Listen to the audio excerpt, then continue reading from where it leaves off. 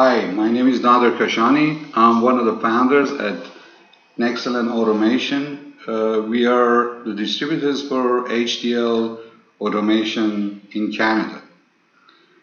Today, the purpose of our meeting here is to do a webinar, which is the most basic form of training course for HDL products. So, as a first step in getting familiarized with HDL products, we are here to conduct this webinar, and we welcome you to this. First of all, we want to talk about Nexelent Automation and HDL. Nexelent Automation was established in early part of 2016. We have a group of young people, except for me, which have come together with many years of experience, hands-on experience in automation field around the world, and they've done some fantastic and wonderful projects, and a lot of them with HDL products. We also like to speak about HDL automation, which was established in 1985, and they were primarily manufacturers of automation equipment for luxury homes and very high-end properties.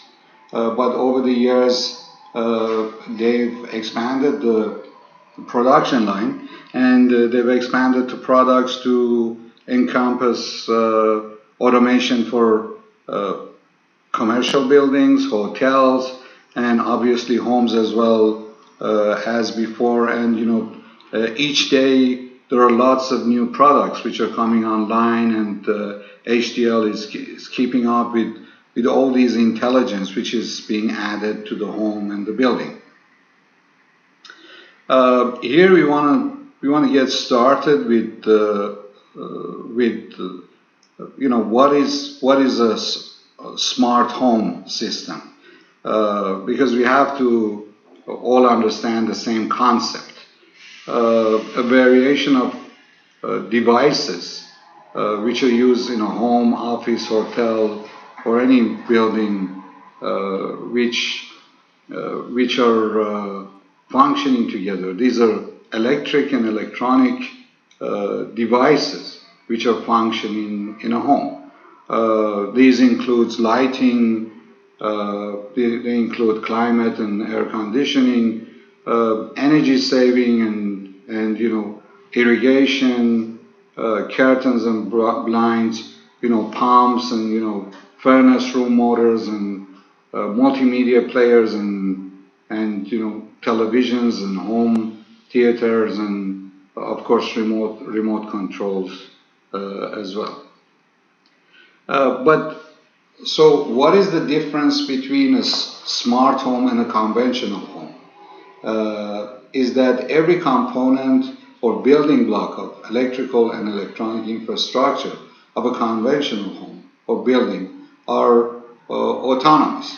That means they work on their own, and their output and input is independent of every other entity.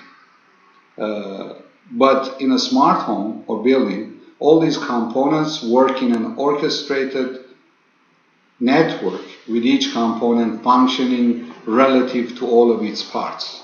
So any event could actually trigger a reaction from any other components in that building.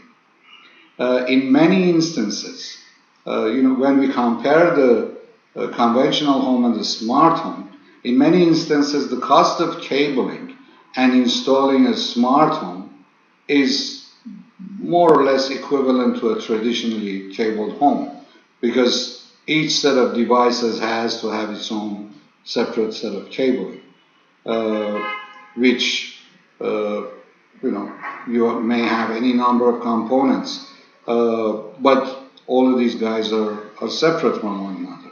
Remember, each system would require its own cabling, but with an embedded smart system, we have structured cabling that takes care of every device for every input. And so there's only one set of cabling going to each of these home theaters, video systems, video surveillance, electrical blinds, and what have you. The systems we can control in a smart home are control of lighting based on occupancy and movement of individuals, control of lighting based on daylight harvesting, control of lighting based on predefined and programmed conditions, controlled and predefined light dimming, blind controls manually or with predefined conditions like daylight harvesting and other conditions, control of heating and cooling with conditions, without conditions, whether you're at home or you're on a trip or what have you, control of power outlets, for turning things on and off, depending on a lot of conditions which we can actually predefine, control of fire alarms, control of the security system and surveillance system, the control of gas leakage and carbon monoxide presence and their relevant alarms to alarm you of the presence of lethal gases, control of smart locks in the building, control of parking doors and related operations such as entrance gate and garage doors. We can control the video surveillance system, automation of yard watering system, smart outdoor lighting of a large property is an issue which can be done with the system. And we can control all of these devices through a variety of ways. We can control them inside the house with the interfaces which are available, or with the tablet or smart home which are at your disposal, whether you're inside the house or outside the house or wherever you are. Or you can even use SMS messaging on your mobile phone, even if you don't have data connectivity, and turn things on and off and control stuff as you go.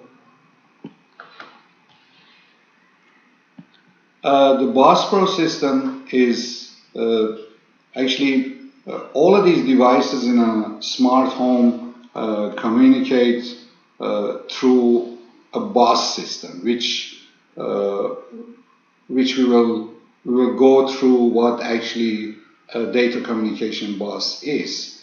But Buspro is a home and building automation bus system or data communication system developed by HDL, which can be used to control lighting, blinds, air conditioning system, surveillance systems, home theaters, and every component of the smart home which is installed and needs to talk to one another.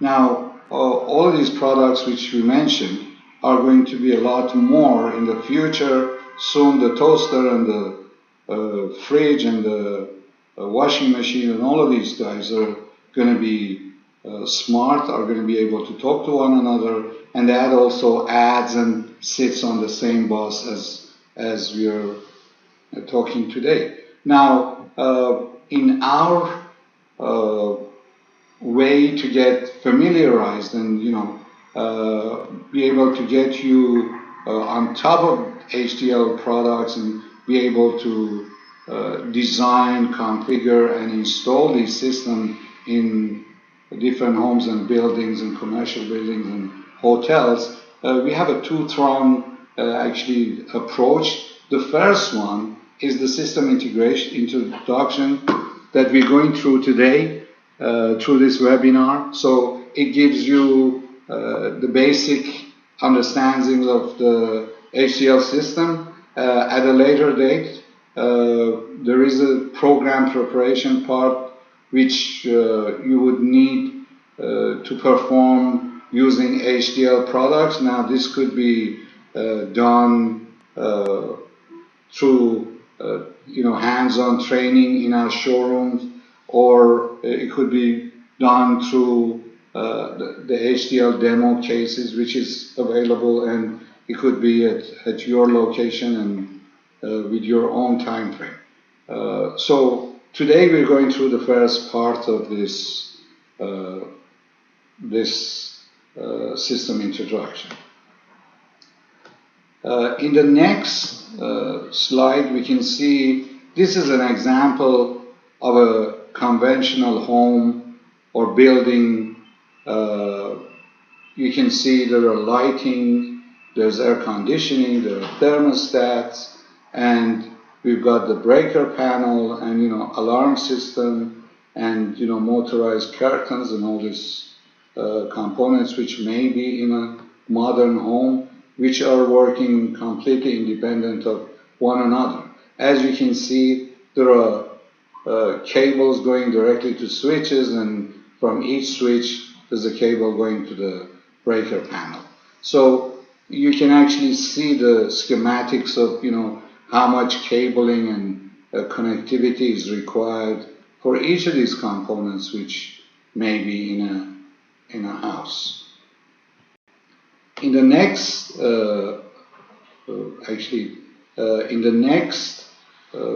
slide, here we can see a smart home. We have created a smart sub panel, which is normally required, and it sits next to the breaker panel.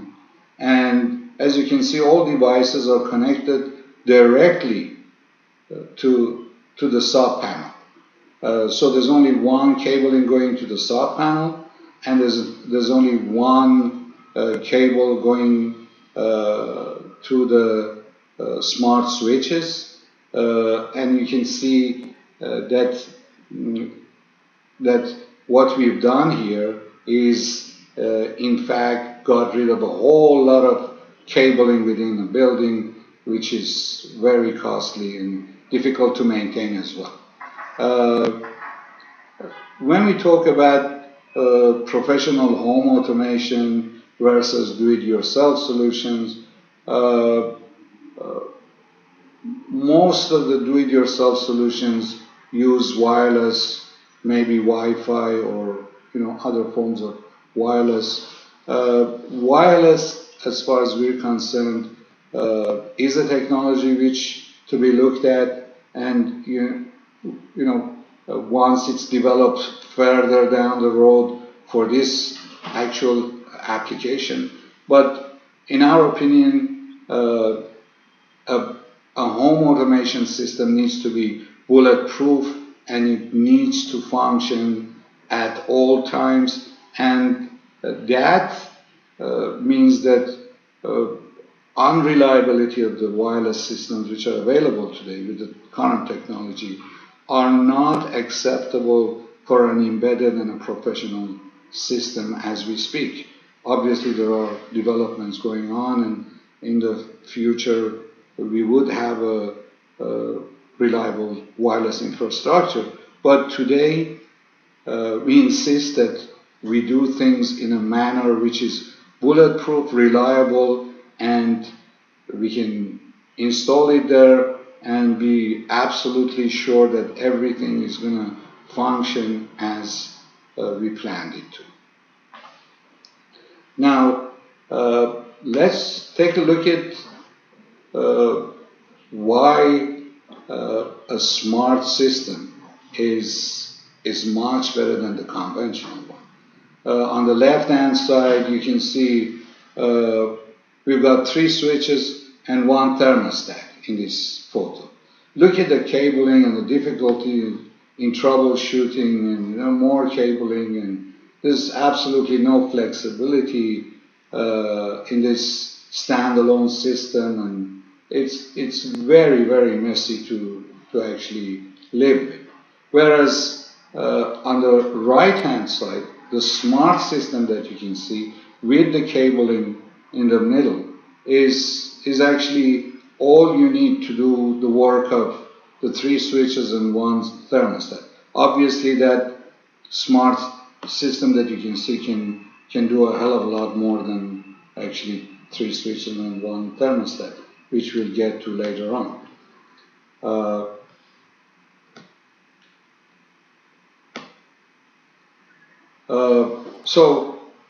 As you can see, again, we've put in the cabling. Imagine we would need to control a single lamp, just one lamp, from 3 different switch locations in a room.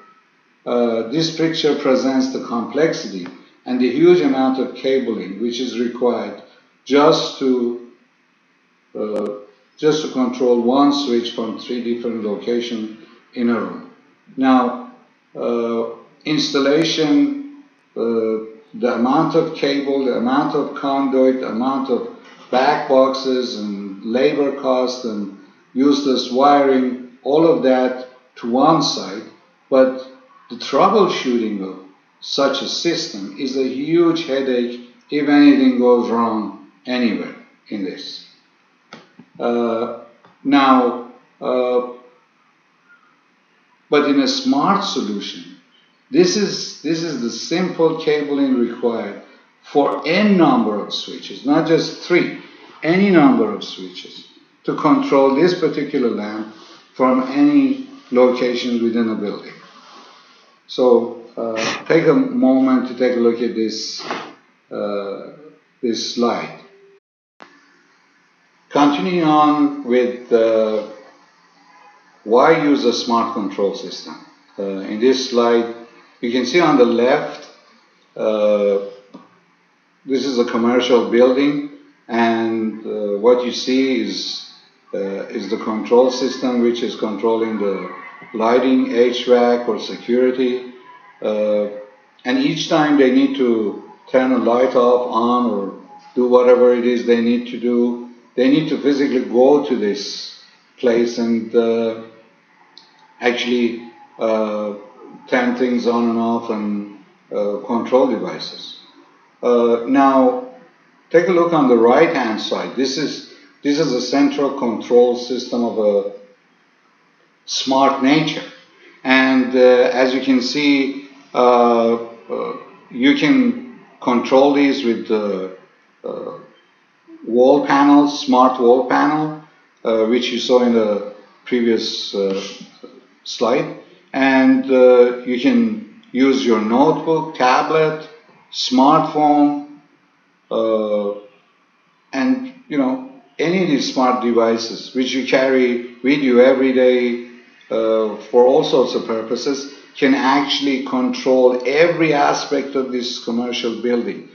So you don't actually have to walk to the central control and do any of this.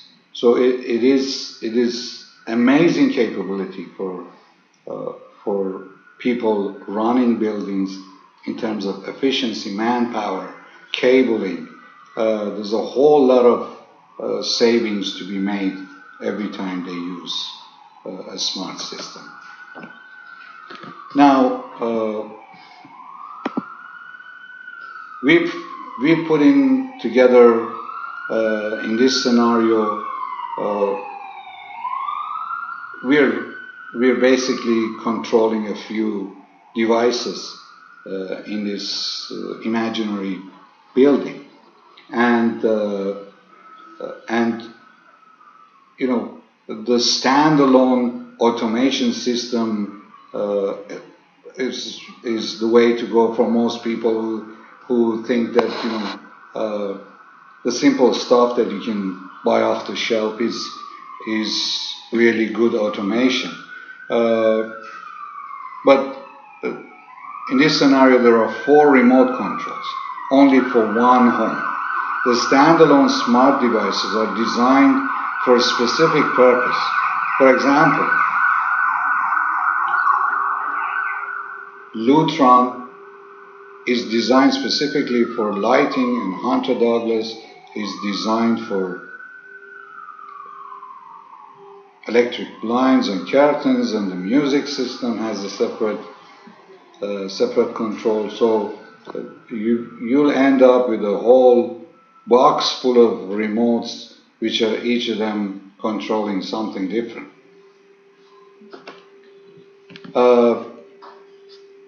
The history of the smart home system goes like this. The people who developed the smart homes, the early generation of home automation manufacturers, were actually copying an industrial control system.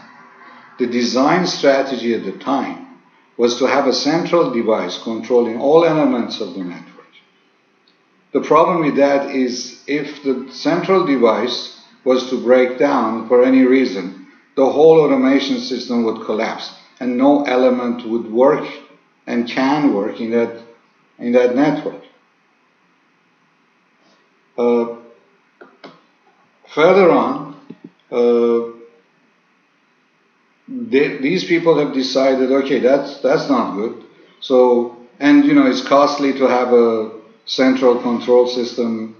In commercial buildings you can afford that, but in a home it may be difficult to justify the cost of that central device. So some manufacturers have adopted a slight twist on the same strategy. They use the touch panel device in the smart home as to act as the central controller of the home, which is called the home control. The design is somewhat more progressive and more cost competitive, but we still have the same problem: single point of failure. This means if the touch panel device fails, the whole home automation system has failed. An example of manufacturers which adopt this design are Samsung and a few other people, which we don't want to call. Now, this schematic gives you a total picture of all the devices that you can have, or generally are standard in an automated smart home system. And all of these guys are, if you look at the blue lines, are connected through HDL's Buspro, which is the bus we use. And the remainder of the items that you can see are going through with the green lines are TCP/IP or the best standard IP protocol, which all elements of most networks work with, not control networks, but general networks like computers and what have you, is in green. So as you can see, HDL have adopted and merged the capabilities of the two buses into one network.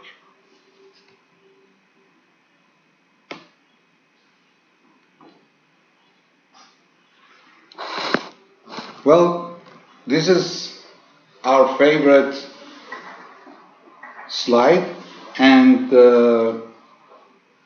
it gives you the evolution of what happened with home automation over the past few years of its lifetime. It's a very short life for automation, but right now 54 light switches, 9 zones of floor heating, 9 zones of HVAC thermostats, 9 zones of music, 1 energy meter, 8 zones of security alarm, 24 sets of blinds or curtains, and 24 separate scenarios such as exit, enter, romantic, vacation, etc. are embedded into one wall mount touch panel. When we talk about scenarios, a scenario could be, for example, when you exit your home. When you activate this scenario, lights turn off, air conditioning is turned off, blinds close, security system is activated, presence simulator activated, doors locked, or whatever your exit scenario requires to be. You can just program it, and with the touch of one switch, all of these sequences happen according to the timeline that you define for it. And all of this is done with HDL's automation system.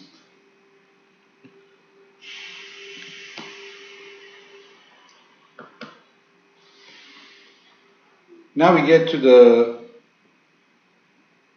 the actual control part of this scenario.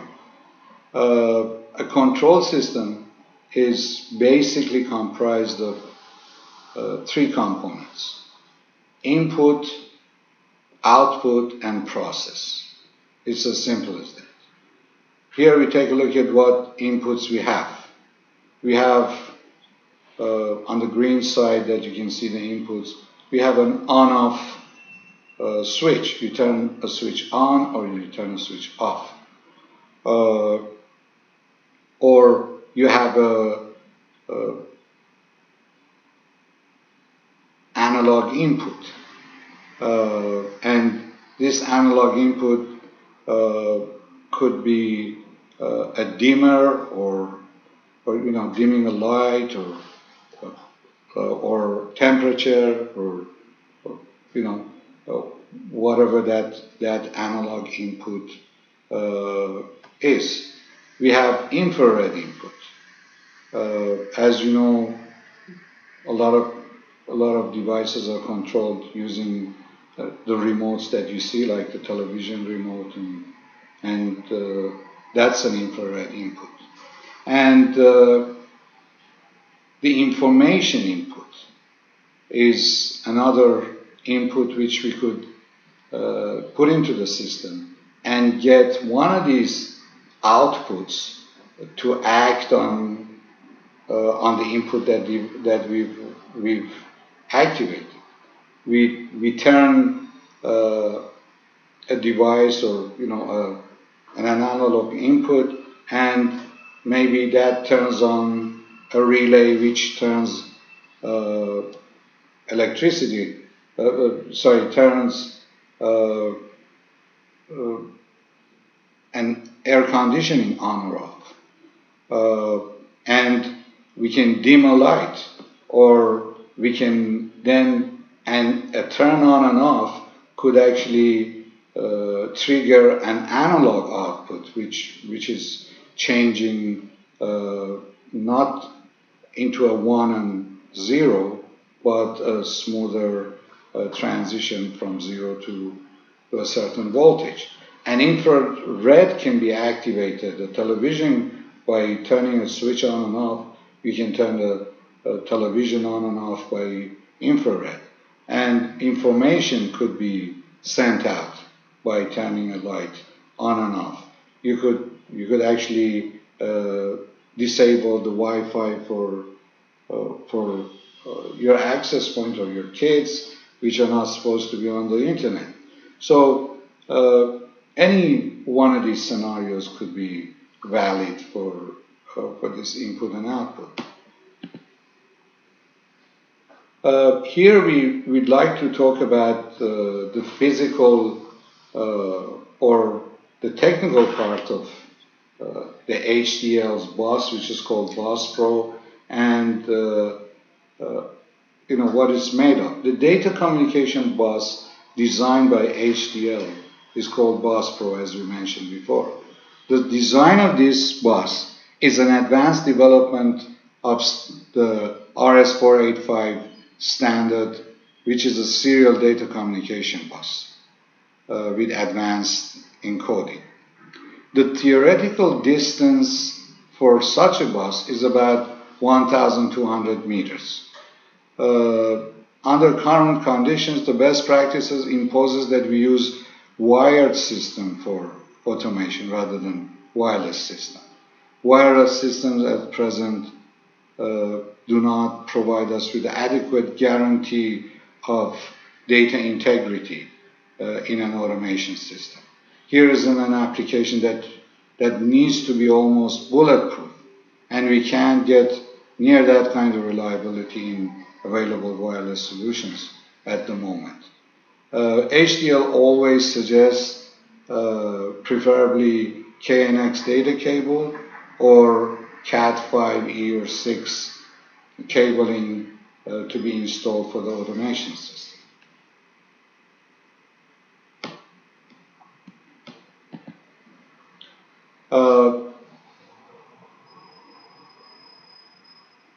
If you look at the type of cabling that we use for the system, for the automation system, you can see we have a number of devices, device 1, 2, 3, device N, and these cables are going from one device to the next, to the next, to the next device.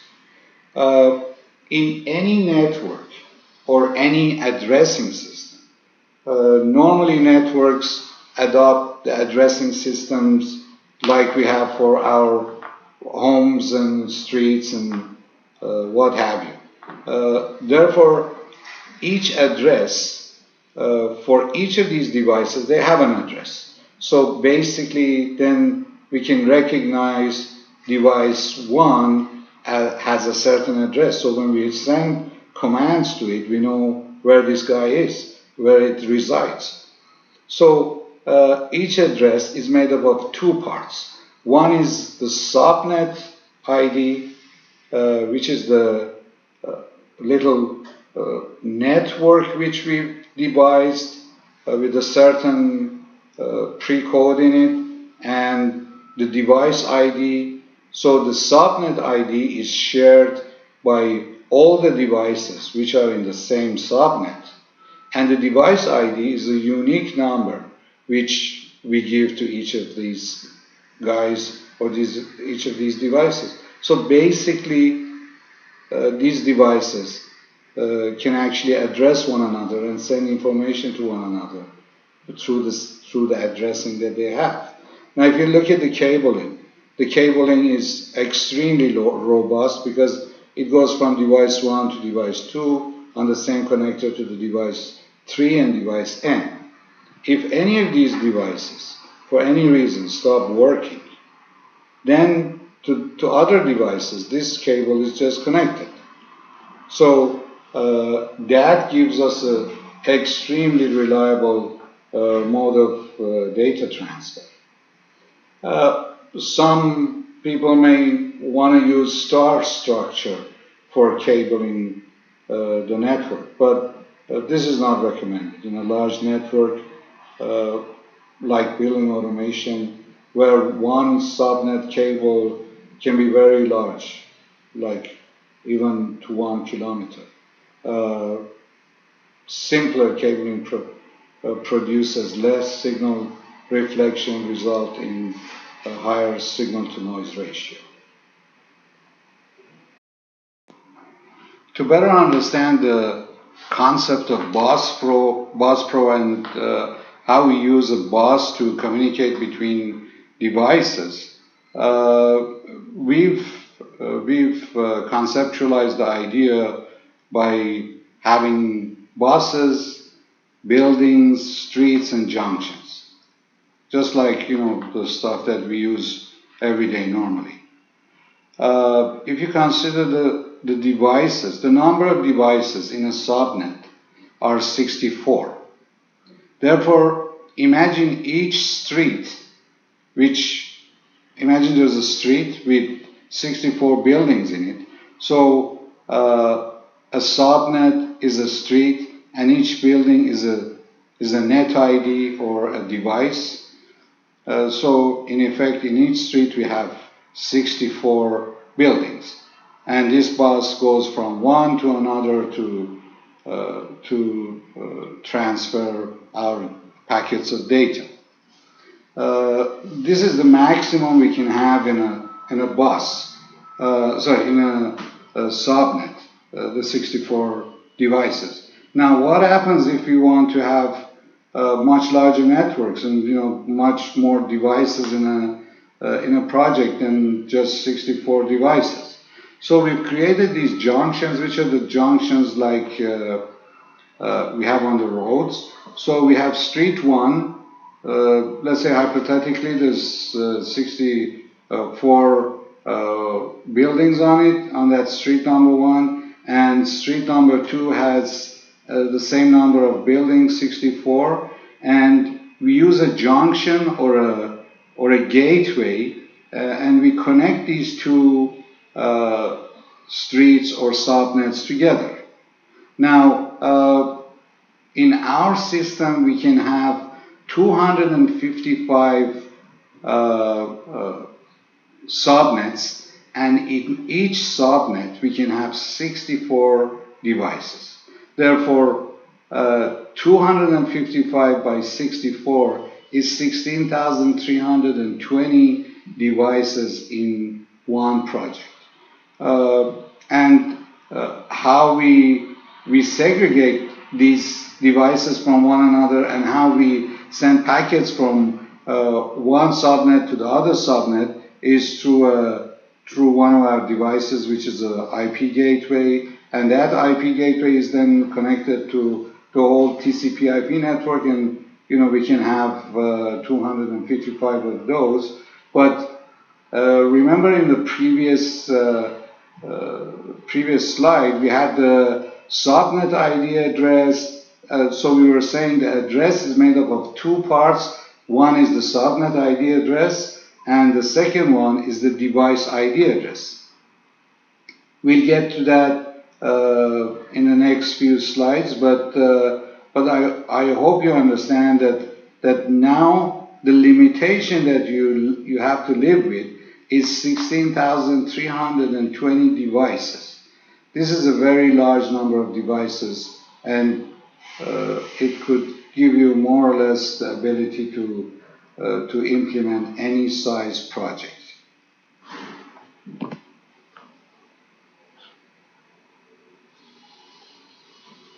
Now, in this schematic, we have one single subnet, and therefore we can have maximum of 64 different devices on it. If you take a look on the left-hand side, we have an IP module.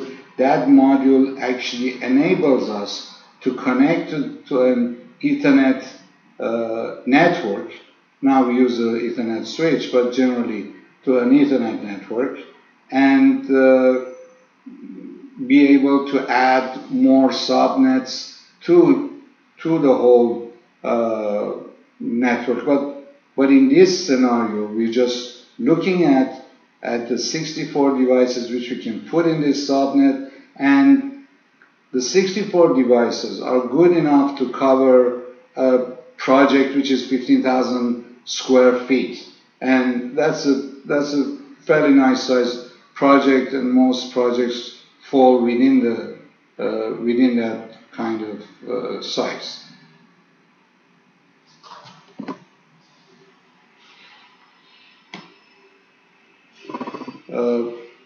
Now here we've tried to visualize a situation where we have more than one subnet ID. The project is larger than what we can do with 64 devices. So we still have the Ethernet cloud or the Ethernet switch that we have put in there, and so we have these IP modules connected to the same network to be able to create the subnet IDs, and we can have as many as 255 of these devices to create 255 subnets. Now, if you look at the structure of the addressing that we have for devices, the first device, the subnet ID, if you look at the addressing, it's 0/0, 0/1, 0/2. So what that tells us is that subnet ID is 0, device ID is either 0, 1, 2, 3, up to 63, because that makes from 0 to 63 that gives us 64 devices on that subnet ID. On the second line, if you take a look at it, we've put in the last subnet ID that we are, because the subnet ID started from 0 and the last one is 254. So 254 is the subnet ID / 0 is the device ID. So as you can see, every single one of these devices have a unique address, and then they can communicate together by using this same address structure.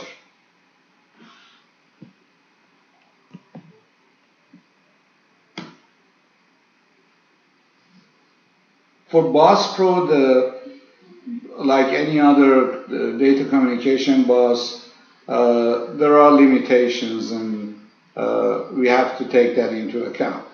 The limitation recommendations are that the maximum length of the bus is 1,200 meters, but the best practices recommendation is 1,000 meters. And 64 devices in one network if the data cable's resistance is less than 500 meters. If you have a longer length of cable, then data integrity on that network is going to be a little shaky, as it were. So it's much better to keep the length of the subnet, and there are techniques for you to be able to do this. Otherwise, which I'll explain to you in a minute, if 500 meters is not enough.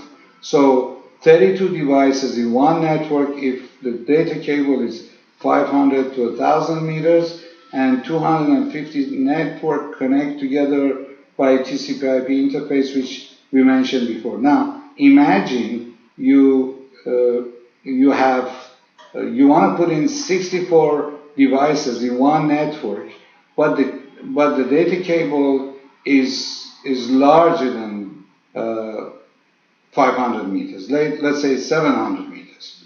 So you can easily create two subnet IDs and put 32 devices on each subnet and then connect them together, rather than having the long length of cable for that.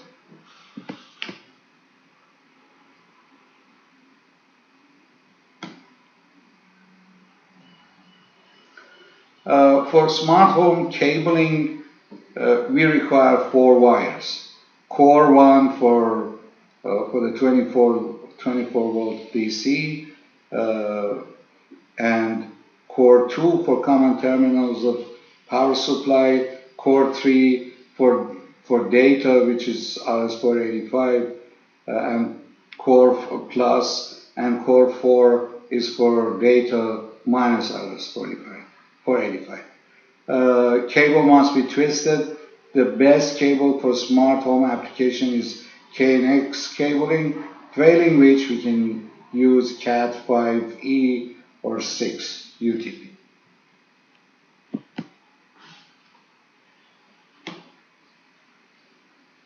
Now, in a smart system, automation system, the voltage ranges which we can use are generally between 12 to 30 volts. And however, the best voltage for this purpose is 24 volts. It is critical we choose the correct power rating for our projects. Therefore, this is how we do that. Each device can consume around 50 milliamperes. Therefore, in a project with 60 devices, we would need a 3 ampere 24 volt power supply.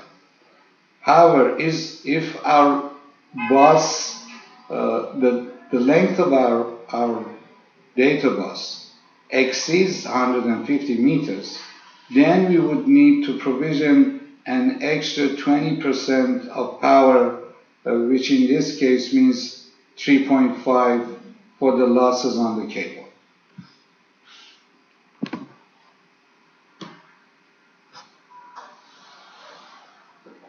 Again, this is an important factor. If we have a large number of devices on a single subnet, we would need more than one power supply. But these power supplies, for them to be effective in this project, you need to take a look at the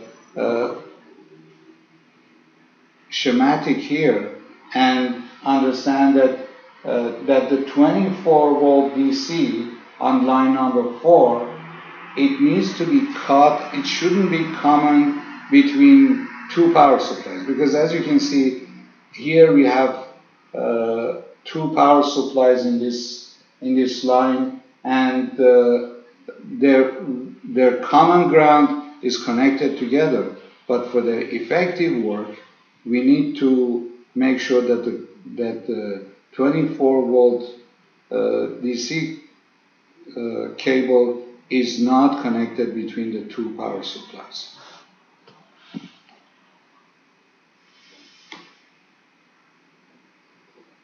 Okay, so we have reached the place where we now take a look at the product line or the product offering from HDL. And we'll start off with the segregation of the products. The product line here, we have two categories of products for HDL. And the two categories are this. One, the equipment that is installed in a sub panel next to a breaker panel, such as relays, dimmers, and gateways. The second type of devices are devices which are not installed in a sub panel, like smart touch panels, sensors, etc. Now, for installing equipment inside a sub panel, we would need to use a DIN rail, which is safe, secure, and reliable. Okay, here you can see the first category of products which we mentioned gets installed in a sub panel. This is a sub panel, a typical sub panel for a smart home installation on DIN rail. And as you can see, all the devices which are required for that specific home and the cabling are installed within the sub panel. To understand better what happens with the sub panel, in fact, on the right of this picture, you can see the DIN sub panel, which is same as what we have in the previous sub panel, but of course this one is a lot smaller than the install we had in the previous slide, and you can see its relation with the breaker panel. So normally the sub panel is installed next to or very close to the breaker panel. Here, these are the list of the products that you put in a sub panel. These are relays, 4-channel, 8-channel, 12-channel, 16-channel, and they could be 10 amperes, 16 amperes, dimmers, 2 to 10 channels, again with power ratings of 1 to 10 amperes, LED DMX module, and other control modules SMS module, logic module, and what have you. We now reach the second category of products, which these are the products which are not installed in a sub panel. We have user interfaces, but I mean, remember, this is just one picture of many variations. So we have multiple user interfaces, but we just have one of them here. We have sensors. This is a 12-function sensor. We have audio systems, curtain actuators, and so forth and so on. So basically, this is total number of products which you probably would need to implement any scenario of a home automation, which are made up of the ones which are installed in a sub panel and these guys which are not installed in a sub panel. Okay, we'd like to take a few slides to have a more in-depth discussion of the smart systems control concept and explain its simplicity and why it's such a simple idea. Generally, smart systems, as we mentioned before, are made up of a number of inputs and outputs and the process that happens on them within the control system. Based on the input received by the system, then the smart system executes the process or the program which was defined for it, and then outputs the resulting action. To make a simple example, let's imagine a person. We are human beings. We also have inputs through our sensory devices, which are our sight, hearing, taste, smell, and touch. So with these input sensors, our body then has to process the information that it receives and react according to the situation, or have a number of multiple reactions to one situation. An example, let's say you take your hand close to a very hot object, and then our senses sense that the object is very hot, and then they invoke a process in our brain, get our motor control tune system running, and they move to, so the output is a signal from the brain to the muscles, which forces us to immediately pull our hands back. So we take away our hand from the hot object. The smart system is exactly the same. Or another example is that if our input is a strong sunlight through our sight sensory device, directly shining into our eyes, the brain commands the eyelids to close to avoid the sun damaging our eyesight. For a smart home or building, as I said, exactly the same process happens. And for an instance, we have HDL have a 12-in-1 sensor.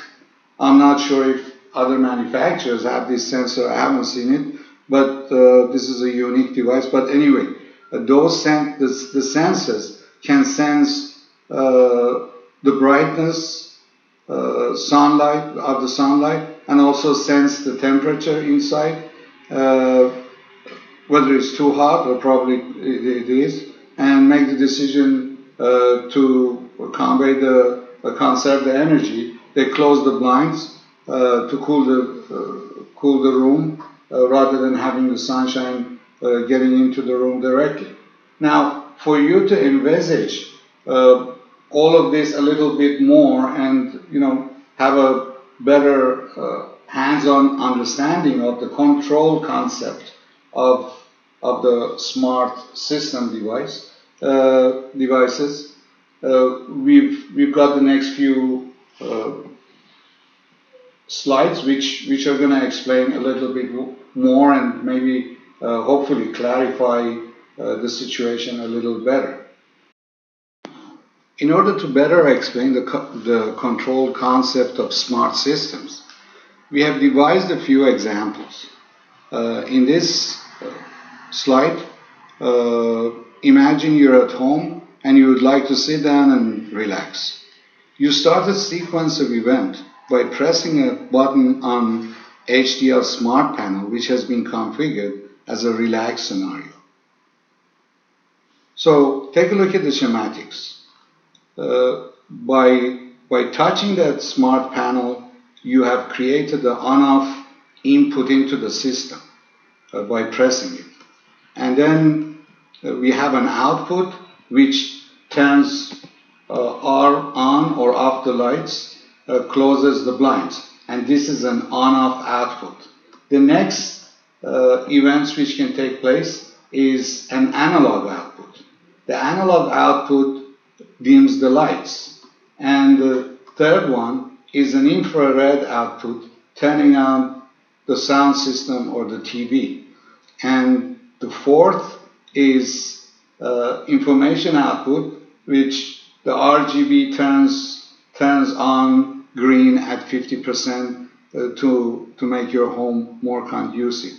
So as you can see, one press of a button, one input can cause multiple or n number of outputs to react to the same input.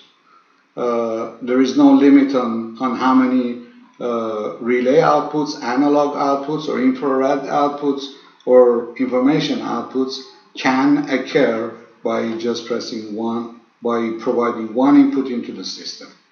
The next scenario is that imagine the house is warm and your smart system has been configured to make sure that the house conserves energy and doesn't get too hot. So the sequence of events is that the sensor senses the heat in the room, and then output.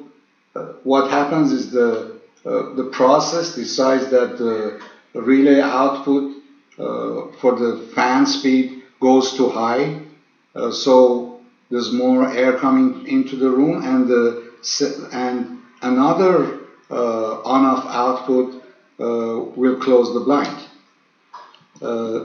Then the analog output, the HVAC valve opens up 90%, so it cools the place down much faster.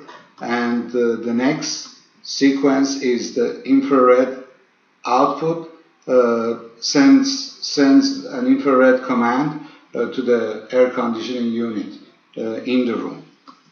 And the last command that we could think about is the DMX information command, is a DMX command to turn on RGB light to a color which shows the room is hot. So as you walk in, you can see, you can actually visually see what's the temperature in the room. Now, the next example we've thought about is dining at home, and so by pressing a button on the remote control, that activates the dining scenario, and in the dining scenario, the relay output turns off the main lights in the room and closes the blind, and the analog output table lights are turned on, but they're dimmed to 30%, and the infrared output, the sound system starts playing the music. Now, by this time, you should be aware that this is going to be a romantic dinner. It's not a normal one. So the information output is a DMX command for turning on RGB light to a romantic color. So you'll enjoy this dinner. So these are the two scenarios where we've had different inputs and then resulting on other outputs. And the last one, which we'd like to talk about, is information input. Imagine you're about to reach home, and on your mobile phone you send an SMS into your system, and before you get to your house, these sequence of events happen. The relay output, analog output, the light turns on, HVAC turns on. So when you reach home, there's lights there, and the air conditioning has started to work, so as the temperature is conducive. And the analog output, lights start to dim up, HVAC valve opens at 60%, and the infrared output turns on the television to the desired channel. So when you get in, you're already ready to sit down and take the weight off the feet and watch television for a while. And the information, DMX command turns on RGB light to a desired color. Now, what we've tried to demonstrate is that we could be giving different commands and inputs.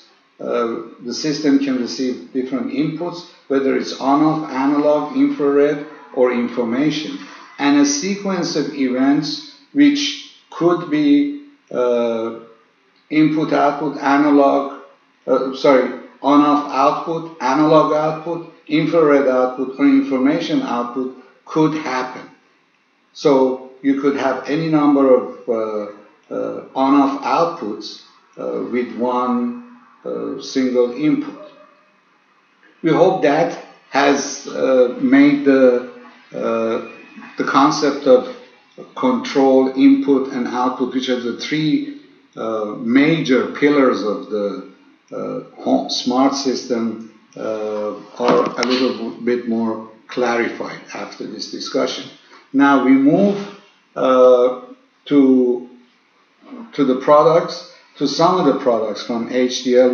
We are unable, there's such a wide variety of products from HDL that we're just able to show you some of these in this webinar, and bring you up to speed with their general application. Anyway, the first one to go, first of all, we have to know that we have two types of smart panels. This is a panel you can see on this slide. We have two different types of smart panels. The first type has an embedded thermostat, which is this one. There is an embedded thermostat in this. And the second type doesn't have an embedded thermostat. The one with the thermostats are called Enviro Touch Panel.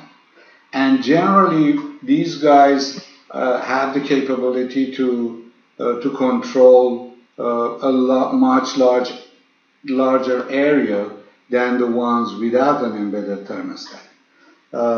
So let's take a look at some of the features of this guy. This Enviro Touch Panel has lighting control. It has 6 pages. Each page has 9 lights and 2 scenes. So totally, you can control 53 lights and 12 scenes with this panel.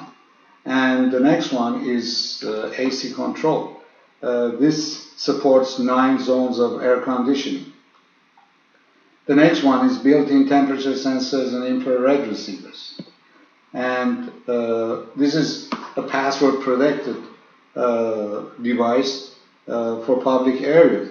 Now, the reason this is very important is that if you put this up in a public area, or in a, let's say in a hotel ballroom, or in a shopping mall, or wherever, there is a likelihood that people who are not authorized could come across this device, and then if they touch anything, they can actually, do whatever it is that they want to do, turn lights off, on, and music, and what have you, and that's not a desirable situation. So when it's password protected, it protects every function or some of the functions or some of the pages, in fact, in the device, or it protects all of them. So only people which are authorized and have the password are able to use this device to control things. It has backlit and status indicator lights, just in case of the ambience lights are not adequate. Floor heating control supports 9 floor heating modules, and the modes for these is heat, night, move, and based on timing. And it's got security setting, supports 6 security modules. Each, these are HDL security modules. Each security module can set different security modes, such as holiday, away, day, night, etc. And you can control 18 curtains and shutters within the building. And you can play music, supports 8 music play sources, various sources, could be SD card, CD, FTP radio, etc. And you can control the TV with it. You can control the home theater, and that's really it for that. Now, this is another user interface with thermostat, which we call intelligent DLP switch. The functionality of these are as follows. They're obviously slightly lower cost than the previous one, but lighting control, on-off dimming, air conditioning control, turning on and off, air conditioning, cooling and heating, auto temperature setting, fan speed regulating, air conditioning mode setting, air conditioning temperature regulation, and infrared receivers. Again, these are password protected for public areas, so not everyone can come and start changing things on it. And backlit and status indicator light for poor ambience lighting, and floor heating temperature and mode setting, security alarm system control, curtain control, sound system control. So basically all the functions that you had seen before are in this, but obviously with smaller number of zones. And so basically you have 4 pages for general programming, and it could be for lighting, scenario, alarm system, and so forth and so on. And you have 1 thermostat page, 1 floor heating page, and 1 music page. So going on to user interfaces without thermostat module. This is the second type of interface panel which as mentioned doesn't have the thermostat. These are suitable to control a single room. These switches can be from 2 gangs to up to 14 gangs. We don't have the 2 gang one in this picture, but the one on the right hand side has 14 gangs with. So it's a more simplified version of what you had before, but in a project you may need to have some of these and some of the other ones. Here we can see the 3 stages of a smart switch. You have the standard electrical box which goes in first, and then the HDL power interface is installed, and the HDL user interface sits on top of the HDL power interface. Here we have the we have the sensors which are not installed, in a sub panel. The most advanced sensor we have available is this 12-in-1 sensor. These sensors can be connected as a network. I don't think other manufacturers have a sensor with similar capability. And the capabilities are the temperature sensor, log sensor to see how much light we have, and with the help of this we can actually do sunshine harvesting, and infrared motion sensor, ultrasonic sensor. You have two dry contacts inputs and two logic or and contacts, and you have 24 logic block function, 2 channels, 5 amp relay outputs, up to 40 infrared receiving control targets, and up to 240 infrared sending control targets. Security functions, of course this has to be used in line with the HDL security model. So a pretty powerful device which you can definitely use for a lot of functions. One of the most important ones is occupancy detection in a room, and then being able to control various devices based on that occupancy. These are the other sensors which are available from HDL.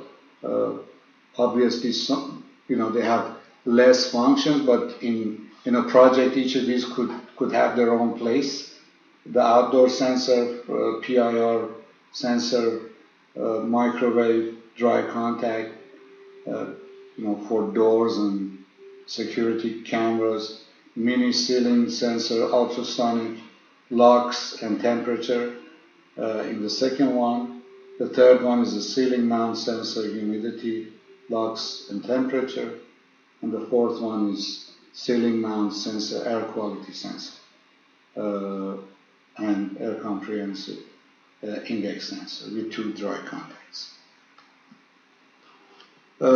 Here we have the digital input with 24 channels in the middle photo. Also on the right hand side you can see the 4-channel version of the dry input module. An example of use of this module is when we plan to connect conventional PIR sensors or windows sensors to a smart system. If the alarm system is on and the windows are open, then the smart system would activate the siren, turns the lights on and sends SMS to the owners informing them of the breach of security. So as you can see, the scenario is like that. The brains is within the smart system. Power metering module, as you can see in this picture, is a 3-phase or a single-phase intelligent digital power meter that measures and records electric parameters. So it can be used for power consumption recording, how much power you're consuming. It can record and save the electric parameters for last year or what have you. And the current, voltage, power, and power factors can also be measured by the meter. You can program this module, in fact, to actually save energy and prevent high consuming devices in your home not to work during peak hours of electricity usage. These are such as dishwashers and dryers and stuff. One of the most important devices in a smart Buspro system, or the important modules, is the TCP/IP module. This module connects the Buspro network to a TCP/IP network. This essentially means it connects the Buspro network to internet, intranet, Ethernet, wireless LAN, and so forth and so on. So it is a very important module. It can create a smart system which is comprised of devices which are Buspro compatible and devices which are TCP/IP compatible. So effectively, we have a network which is made up of a number of Buspro devices, a number of TCP/IP devices. So our smartphone or tablets and computers, which are TCP/IP devices, can interact with every module in the Buspro network. This model is also used to expand or extend our network up to 16,320 devices. If you remember earlier on, we talked about creating various subnets, and this is the module which can connect together with other subnets. We also need it for monitoring and controlling the smart network. So essentially, it's one of the most critical parts of devices that or modules that we have with HDL. The next device is an input device. This is the RS-232 interface device. The device enables us to send and receive ASCII commands and supports ASCII code editing. The RS-232 interface works in all baud rates and is able to integrate with a multitude of different devices and products which support the same serial protocol, such as audio systems, air conditioners, projectors, security solutions, and any home automation device that supports this protocol.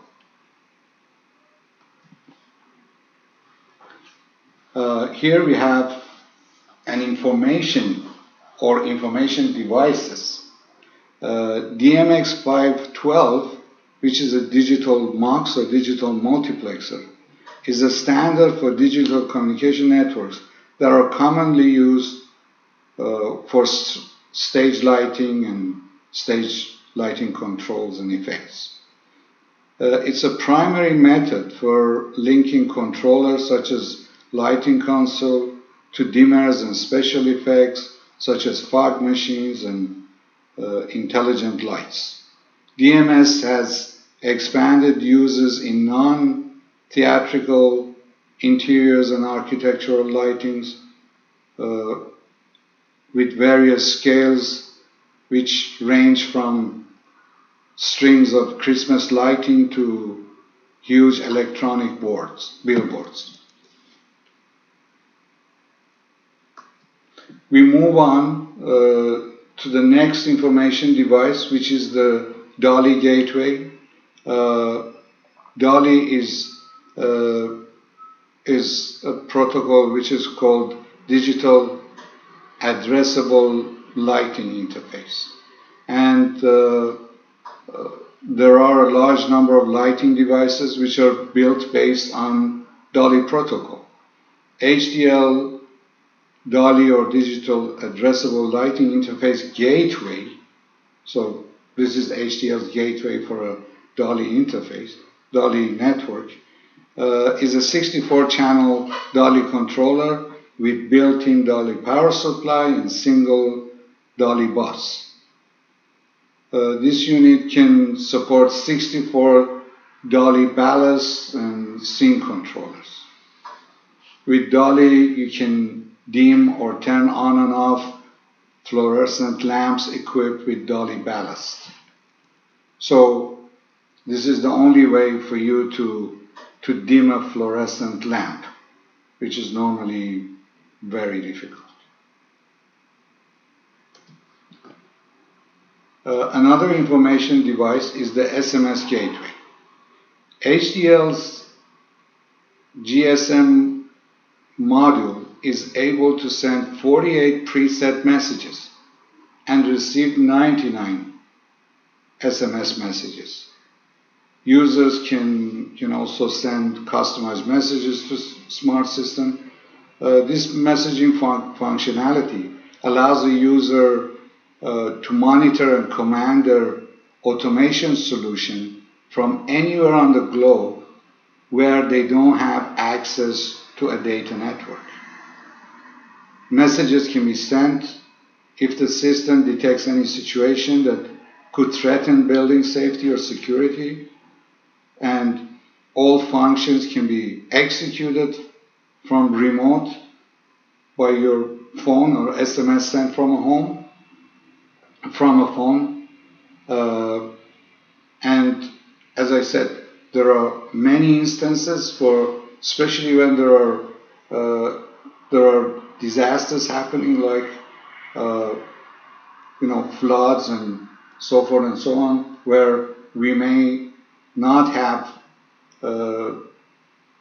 access to data networks. We could use the SMS and command our system.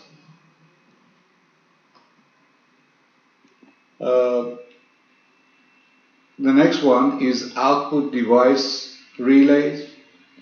In HDL product line, generally we have two types of relays: 10 ampere relays with 4, 8, 12 or 16 channels, and this is 10 amperes per channel.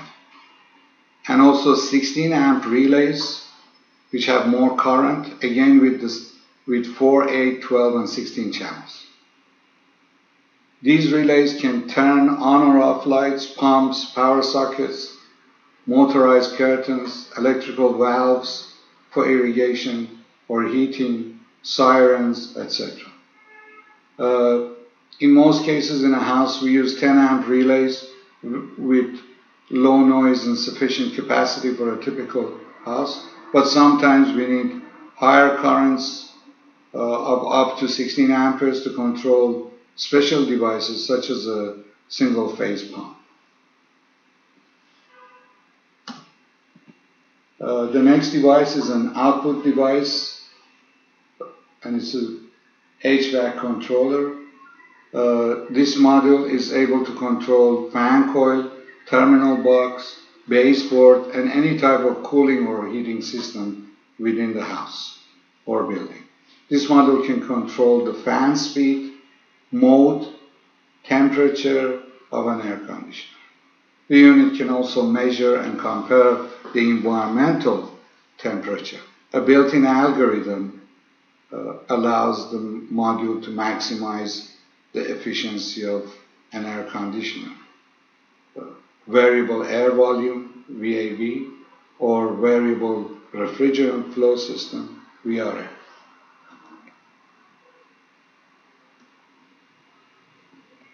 Our next device is an analog output device. It's a dimmer. HDL dimmers can dim incandescent lamps and LEDs. They're divided into two types: leading edge dimmers and trailing edge dimmers. Leading edge dimmers are suggested for use with inductive loads such as magnetic low voltage transformers and resistive loads. Trailing edge dimmers are for resistive and capacitive loads. If you intend to use these with light emitting lamps or LEDs, then you must make sure that the lamps or their drivers are compatible with the right dimmer, whether it's leading edge or trailing edge. The standard dimmers range from 1 to 6 amperes, and there are special cases where we need dimmers with higher current, which can go up to, and we do have dimmers which go up to 20 amperes.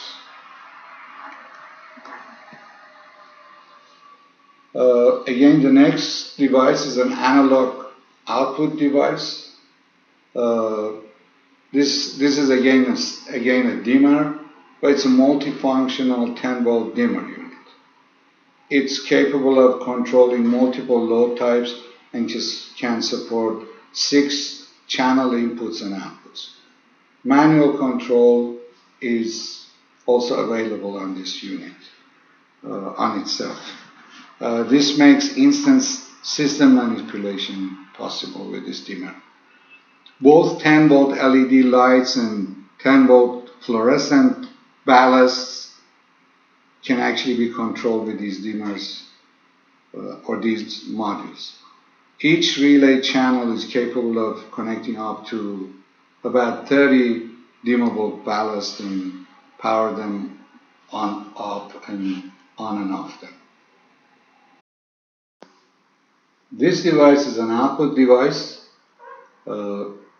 It's a 6-zone floor heating controller, and the controller is built in. The module supports 8 digital temperature sensors, and they have an accuracy of 0.5 degrees centigrade. That's half a degree centigrade. Each zone can be controlled by a relay output or a 0 to 10 volt output.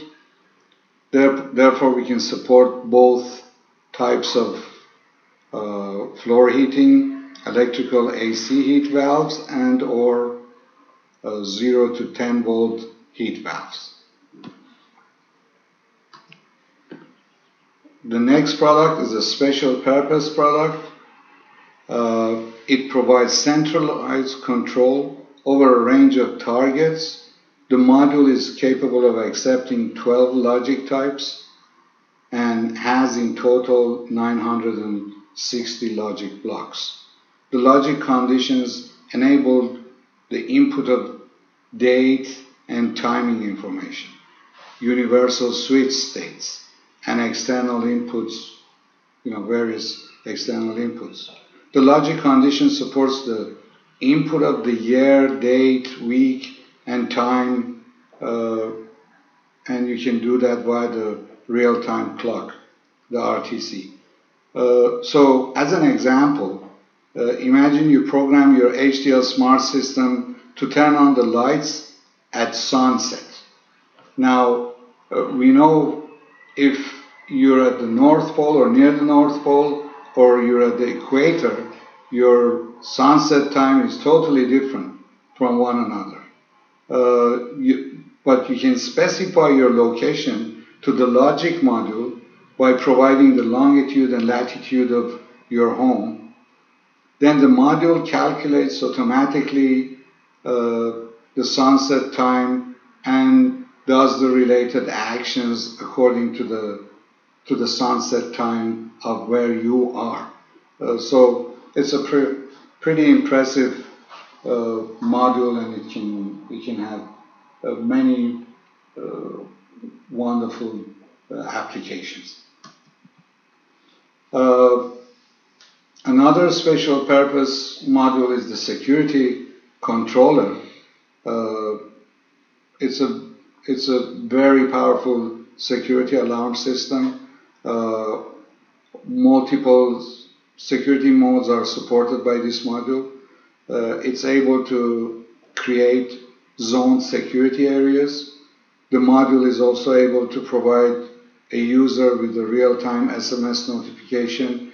If a security device is triggered, it can be controlled by HDL smart panel or mobile phone. Security protection of 8 different zones or areas can be enabled with each of these security modules. Each of the zones can then be independently managed with its own mode, such as away, vacation, night and disarm, so they're all independently functioning in different zones. Our next special purpose module is the Z Audio. It's a digital background music player. It has FM radio, external input, FTP audio stream, a CD player. Users can control the music from smart panels and iPads, iPhones, or any smartphone. This audio system supports songs from SD cards, so it can actually be used for alarm system and voice services for home automation. For instance, you can announce that the alarm is active or alarm is disarmed. So all of these can be actually in this module. For configuration and programming of all HDL devices, you need the HDL Buspro configuration tool. It's free, but it needs registration. Hopefully, graduating to our next training course is about using this tool to creating a real smart home or building. This is a software called iLife, and iLife controls HDL devices via Android or iOS, Apple devices, and it has pre-configured graphics. So basically, it gives you the ability to add devices in the configuration software, and then from your handheld devices or smartphones, you can start controlling your building. It also gives you the fantastic advantage of using a single software to control all devices, even third-party devices, within a single project or a single home. For example, imagine you have a home which has HDL for home automation, and you have Sonos for your multimedia system within the whole house. With this software and the HDL's capability, or any number of other devices from different manufacturers in your house, in a normal situation, each one of these has a different software to control its functionalities. But when you have iLife and HDL installed within the project, everything is controlled through iLife, whether it's HDL product or any of the third-party products which are functional within your home. So all you have to use is iLife to control everything in the house and not have to use different softwares for different manufacturers. In the next slide, we'd like to show you an examples of different setups using HDL home automation or building automation system. This is the smart lighting example. You can see multiple lights such as RGBs, incandescents, and halogen lamps, dimmable fluorescent lights that are connected to a smart lighting system via relay modules, dimmers, and dolly gateways. System can be controlled by touch panel and wall-mounted smart panels. The multifunction sensor can detect occupancy and lux parameters and send on-off or dim commands to relay and dimmers. So take a moment to take a look at this scenario.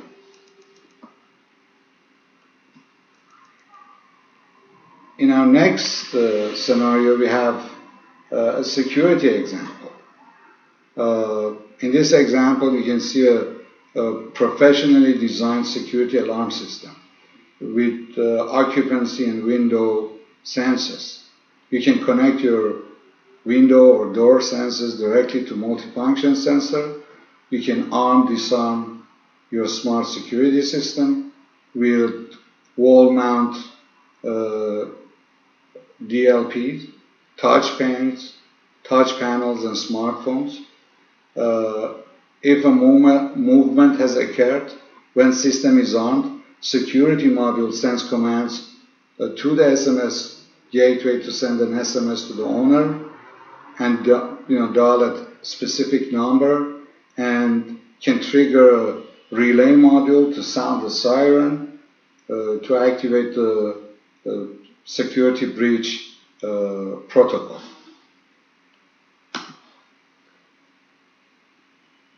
And here we can see an example of a multimedia solution. This is an example of a complex multimedia system in a home. Please note the sensor with the IR emitter. This sensor can control and command even a dumb device like an old television, and you have full control over it. Please take a moment to take a look at this slide.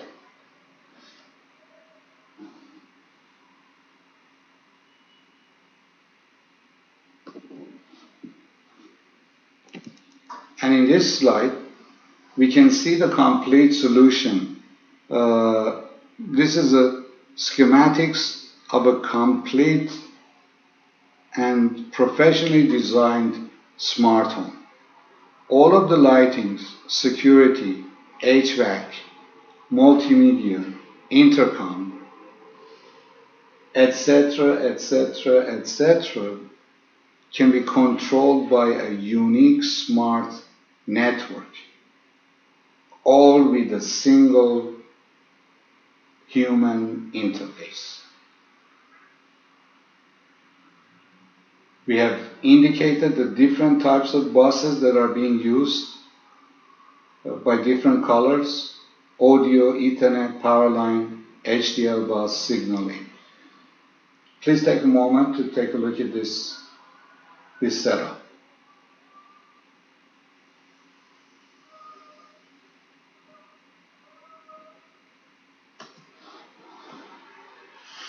Well, we have reached the end of our webinar here. If after this presentation you think that HDL can bring you a new, exciting and wonderful stream of income in a very young and forward-looking industry, we welcome you to become HDL partners in Canada. Please write to sales@nexelent.com to start up the process. If you like this presentation and you felt it's been useful, we'd appreciate it if you like us on Facebook. It's HDL Canada. Thank you very much for your time and for your attention, and we look forward to seeing you in a very near future. Thank you.